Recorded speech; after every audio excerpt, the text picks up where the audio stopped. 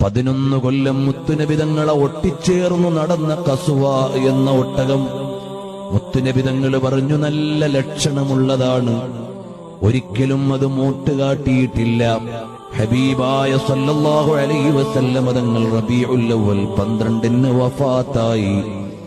പിന്നെ ഖസ്വ വെള്ളം കുടിച്ചിട്ടില്ല, ഭക്ഷണം കഴിച്ചിട്ടില്ല.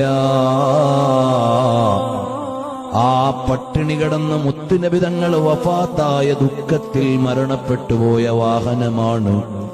എത്ര വലിയ ഭാഗ്യമാണതിന് കിട്ടിപ്പോയത്. അതിന്റെ ഒരു കുളമ്പിന്റെ അടിയിലൊന്ന് ചേരാൻ കഴിഞ്ഞിരുന്നെങ്കിൽ നാളെ സ്വർഗത്തിലെത്തുമ്പോൾ ഒരു പരിഗണന കിട്ടിയേനെ. ഹബീബായ തങ്ങളെ ഇഷ്ടം വെച്ച് സ്വർഗത്തിലെത്തുന്ന ഉഹദ് പർവ്വതമുണ്ട്. തങ്ങൾക്ക് വേണ്ടി കരഞ്ഞിട്ട് മദീനത്തെ പള്ളിയിൽ നിന്ന് സ്വർഗത്തിലെത്തുന്ന ഈത്തപ്പന മരമുണ്ട്.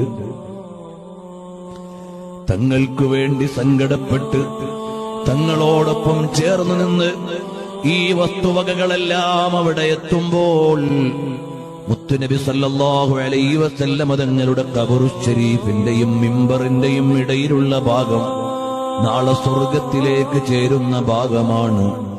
എത്ര വലിയ ഭാഗ്യമായി പോയി.